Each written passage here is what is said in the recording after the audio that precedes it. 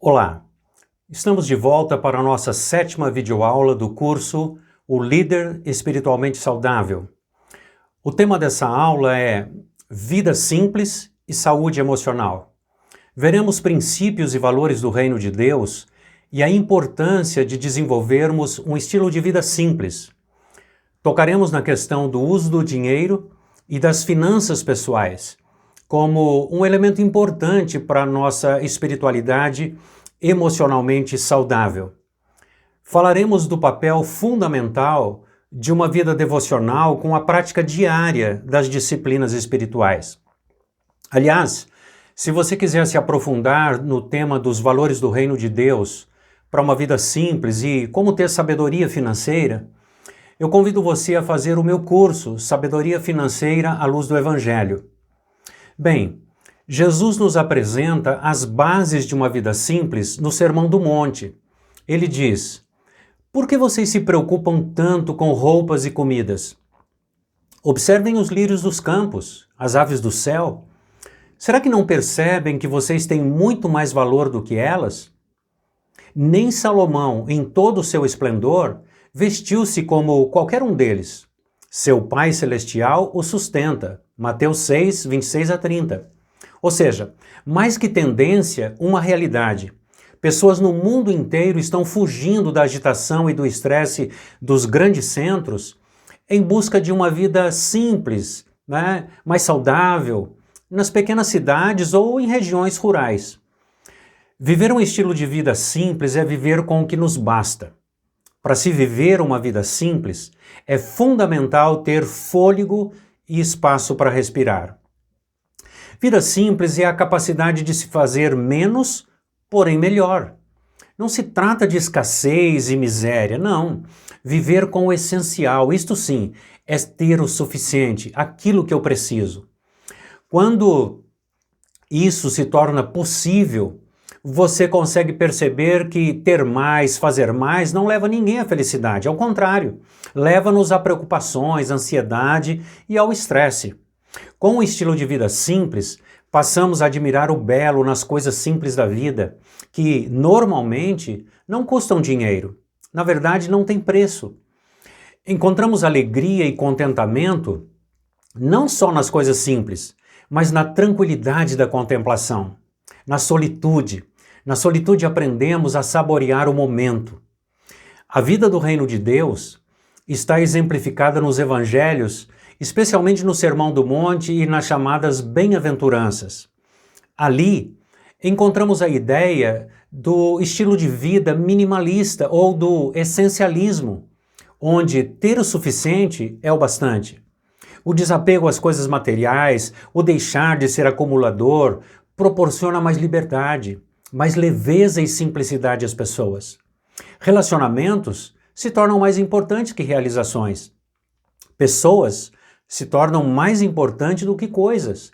E experiências são mais importantes que aquisições. Essa mudança de estilo de vida não precisa ser brusca. Não, mas deve ser considerada por quem queira desfrutar de uma vida em plenitude, de uma saúde emocional e ter harmonia e equilíbrio em todas as áreas da vida. Vivemos a eterna crise do ter e do ser. Não é possível falar em saúde emocional sem falar de como o dinheiro pode roubar a nossa saúde e a simplicidade da vida. Falar de finanças na perspectiva do Reino de Deus não tem a ver com ter, do quanto temos, mas do ser, ou seja, de quem somos. Quem somos tem a ver com o ser, e o nosso ser é definido pelos valores que norteiam nossas escolhas e as nossas decisões. Howard Dayton, falando sobre dinheiro e finanças pessoais, diz que devemos aprender a lidar com o dinheiro, pois o modo como lidamos com o dinheiro afeta diretamente o nosso relacionamento com Deus e com as pessoas. Em Mateus capítulo 6, verso 24, Jesus disse que ninguém pode servir a dois senhores, pois odiará a um e amará o outro, ou se dedicará a um e desprezará o outro. Ou seja, ninguém pode servir a Deus e às riquezas.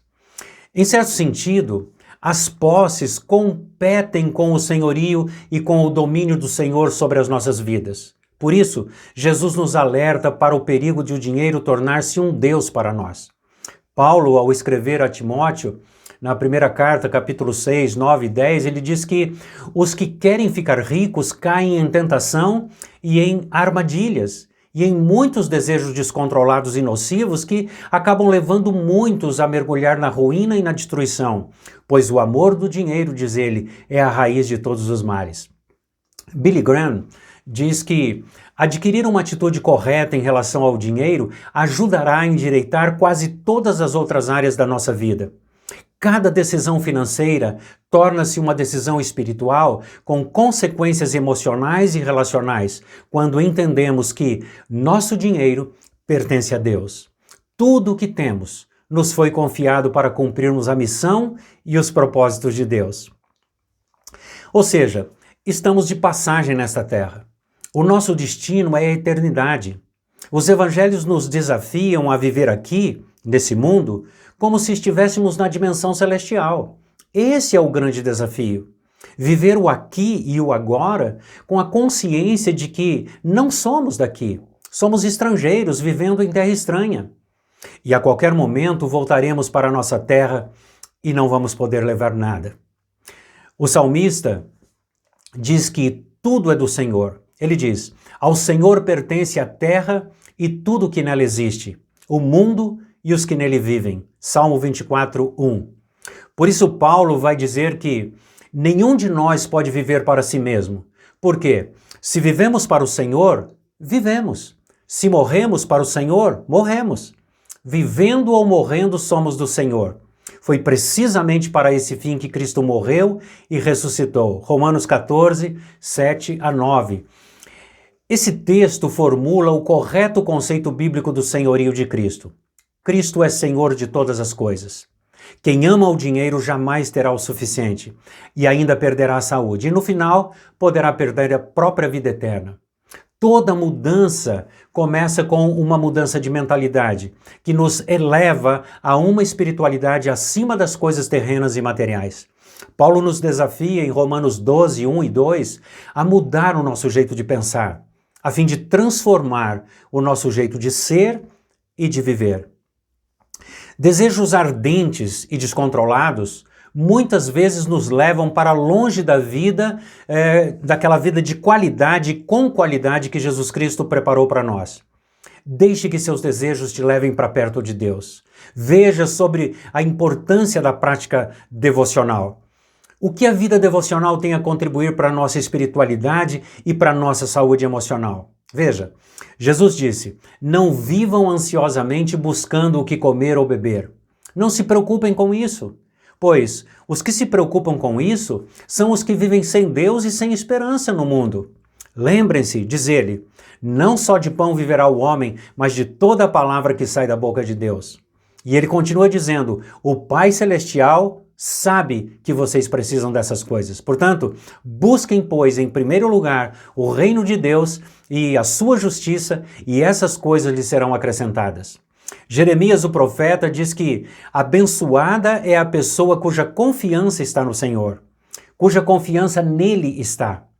Ela será como uma árvore plantada junto às águas e que estende as suas raízes para o ribeiro.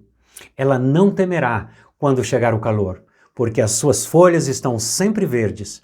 Não ficará ansiosa no ano da seca, nem deixará de dar fruto. Jeremias 17, 7 e 8. Tempos de incertezas e inseguranças como o que estamos vivendo geram muito medo em nossos corações. A nossa mente e as nossas emoções vão adoecendo. Esse contexto de pandemia foi e tem sido propício para adoecer a todos nós. Peter Scazzero, em seu livro Espiritualidade Emocionalmente Saudável, diz que nós vivemos como numa nevasca, nevada acompanhada de temporal. E poucos de nós têm uma corda amarrada entre os pontos de segurança, uma corda na qual nós possamos nos segurar e ir de casa até o poço onde buscamos a água ou da casa até o celeiro onde guardamos os alimentos. Assim, se não estiver preparado, quando chega a nevasca, tentam continuar a vida normal e se perdem. não sobrevivem ao temporal, morrem congelados ou, no nosso caso, secos, sob o calor causticante, sem água. Esse ambiente de pandemia, agravado por longos períodos de estiagem, sem chuvas e muitas queimadas, rios e mananciais que se secaram, nós vivemos um tempo de sequidão. Sequidão não apenas ambiental, mas sequidão da alma, sequidão de esperança, a sequidão do ânimo. Uma sequidão moral marcada pela corrupção e por injustiças sociais. Uma sequidão espiritual, quando muitos questionam a Deus e, desesperados, saíram em busca de ganhar mais dinheiro na luta pela sobrevivência e se esqueceram da fonte dos mananciais. O profeta Jeremias, no capítulo 2, verso 13, diz: "O meu povo fez duas maldades. A mim me deixaram o manancial de águas vivas e cavaram para si cisternas rotas que não retêm água."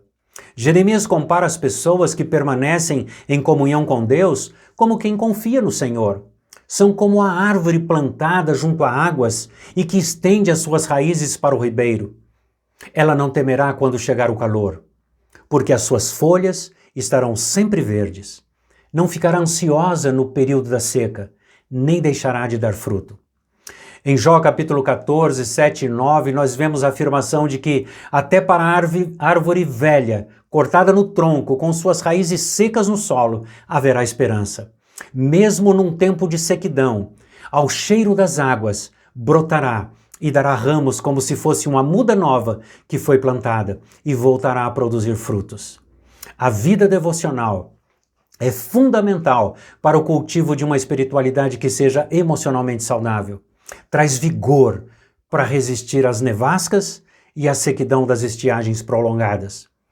Assim como não podemos irrigar as plantas de vez em quando e esperar que elas sobrevivam e produzam seus frutos, as suas folhas e flores, a nossa vida espiritual precisa ser cultivada diariamente. Assim como nos alimentamos diariamente, 2 ou 3 vezes ao dia, temos que nos alimentar espiritualmente de maneira balanceada e equilibrada diariamente, não só aos finais de semana. Quais são os nossos recursos para este exercício devocional? Bíblia e oração. A Bíblia e a oração são os 2 ingredientes básicos para a nossa alimentação e nutrição espiritual. Encontre um lugar tranquilo para ler as Escrituras e procurar ouvir o que Deus está dizendo a você, a fim de fortalecer a sua fé e a sua esperança. E descobrir quais são as instruções e princípios que vão nortear a sua vida. Esse tempo precisa ser feito com humildade e sensibilidade, deixando que o Espírito Santo atue, te ensinando e te conduzindo pelo caminho apresentado por Deus na sua palavra. Eu gravei uma videoaula sobre como fazer uma devocional significativa, para ouvir a voz de Deus e saber qual é a vontade dele para a sua vida. Eu vou deixar o link abaixo caso você queira se aprofundar nesse tema. Eu acredito que você será impactado em sua vida, e a sua vida poderá ser poderosamente transformada pelo poder do Evangelho através de uma vida devocional diária. Bem, conforme o profeta Jeremias, se quisermos colher os frutos, temos de estender nossas raízes de fé para as profundezas das águas em Deus. Jesus disse: "Eu sou a água viva. Quem beber da água que eu lhe der, jamais terá sede, e rios de água vivas fluirão do seu interior. Mesmo no tempo da sequidão, suas folhas serão verdes e ainda produzirão frutos. No tempo próprio, quando você mais precisar, se estivermos alimentados, os frutos virão." Portanto, participe dos cultos comunitários na igreja. O autor aos Hebreus, no capítulo 10, 25, diz assim: "Não deixem de se reunir como igreja, como fazem alguns, mas encorajem uns aos outros, ainda mais quando percebemos que se aproxima o dia da volta do Senhor." Participe de grupos pequenos de comunhão e pastoreio, ouça os áudios devocionais encaminhados, encontre uma maneira de servir como expressão do seu amor a Deus e de seu amor às pessoas.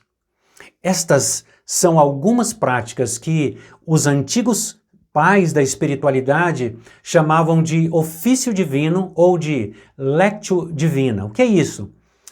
Não apenas lemos as Escrituras, mas deixamos que as Escrituras nos leiam e a vontade de Deus seja revelada a nós. Pois bem, falando em vida simples, à luz dos valores do reino de Deus, há várias outras maneiras de se cultivar uma vida devocional e viver com simplicidade. A meditação, o silêncio, jejuns, contemplação, louvor, serviço, descanso, escrever diários, etc. Eu encorajo você a se aprofundar num desses temas, fazendo alguns dos cursos de espiritualidade e práticas devocionais que são oferecidos pela igreja. Qual o lugar do trabalho e do descanso para uma vida simples e uma espiritualidade emocionalmente saudável? Qual? É preciso haver equilíbrio. Equilíbrio entre trabalho e descanso. O descanso conhecido como Shabat, aquele tempo fundamental para uma vida simples e saudável. Descansar é parte primordial para cuidar da saúde física e emocional, cuja consequência se estende para uma espiritualidade saudável. Esses recursos e práticas poderão ser a diferença entre os que vão adoecer e morrer e os que vão sobreviver com saúde. A essa estiagem e a essa sequidão dos tempos em que vivemos. A minha oração é que o Espírito Santo te ajude a colocar em prática esses princípios e seja você também como a árvore plantada junto a ribeiros de águas. Que você vença os tempos de sequidão em sua vida e dê frutos saudáveis e duradouros. Bem, eu espero você para a nossa 8ª e última aula. O tema será Identidade e Destino. Aguardo você. Até lá!